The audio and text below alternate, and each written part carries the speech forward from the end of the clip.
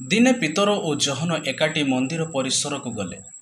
ସେତେବେଳେ ଦିନ 3ଟା ହୋଇଥିଲା ଓ ତାହା ପ୍ରତିଦିନର ପ୍ରାର୍ଥନାର ସମୟ ଥିଲା।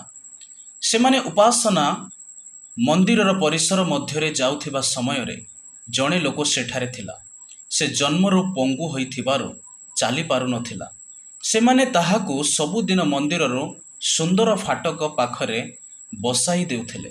ସେ ମନ୍ଦିରକୁ ଯାଉଥିବା ଲୋକମାନଙ୍କଠାରୁ ପଇସା ମାଗୁଥିଲା। ସେ ଯେତେବେଳେ ପିତର ଓ ଜହନଙ୍କୁ ମନ୍ଦିର ଭିତରକୁ ଯିବାର ଦେଖିଲା, ସେତେବେଳେ ସେ ସେମାନଙ୍କୁ ପଇସା ମାଗିଲା। ଜହନ ଓ ପିତର ତା ଆଡ଼କୁ ଅନାଇ କହିଲେ, ଆମ୍ଭ ଆଡ଼େ ଚାହଁ।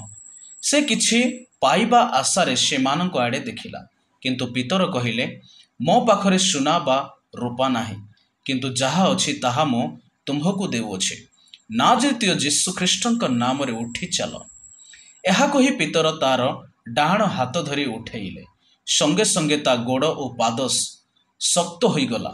ସେ ଡେଇଁ ପଡ଼ି ଚାଲିବାକୁ ଆରମ୍ଭ କଲା। ସେ ନାଚି ନାଚି ଈଶ୍ୱରଙ୍କୁ ପ୍ରଶଂସା କରି ସେମାନଙ୍କ ସହିତ ଉପାସନା ମନ୍ଦିରକୁ ଗଲା। ସମସ୍ତେ ତାହାକୁ ଚାଲିବାର ଓ ଈଶ୍ୱରଙ୍କର ପ୍ରଶଂସା କରିବାର ଦେଖିଲେ। ଲୋକମାନେ ତାହାଙ୍କୁ ଚିହ୍ନି ପାରିଲେ ଯେ ଏ ସେହି ଲୋକ ଯିଏକି ଉପାସନା ମନ୍ଦିରର ସୁନ୍ଦର ଫାଟକ ପାଖରେ ବସି ଭିକ ମାଗୁଥିଲା। ସେମାନେ ତାହାର ଏହି ପରିବର୍ତ୍ତନ ଦେଖି ଆଶ୍ଚର୍ଯ୍ୟ ହୋଇଗଲେ। ଏହା କିପରି ସମ୍ଭବ ହେଲା ତାହା ସେମାନେ ବୁଝିପାରୁନଥିଲେ।